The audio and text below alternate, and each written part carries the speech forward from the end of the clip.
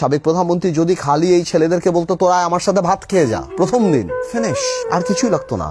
দাবি দাবা মানার পরই 6 জনকে উঠে নিয়ে যেতে হলো, আবার মারতে হলো, আবার ডিবি অফিসে দিতে হলো। আমাদের ভবিষ্যতে যারা আসবে, আমাদের দেশ পরিচালনা আমরা আসবে বা ভবিষ্যৎ প্রজন্ম যারা আসবে, খালি একটা জিনিস থেকে দূরে থাকলেই হবে, অহংকার। তো আমি বারবার বলি, যে যত বলুক আর না বলুক, এই পতন আল্লাহর তরফ থেকে আসছে। এইটা কোনোভাবেও কোনো রাজনৈতিক অ্যানালাইসিস যেই বলুক, আমেরিকা এইটা, ইংল্যান্ড আছে, কোনোভাবেই নয়। আল্লাহ তাআলা এই বৈষম্য বিরোধী ছাত্র আন্দোলনের মাধ্যমে এই জাতিকে একটা শিক্ষা দিয়েছে।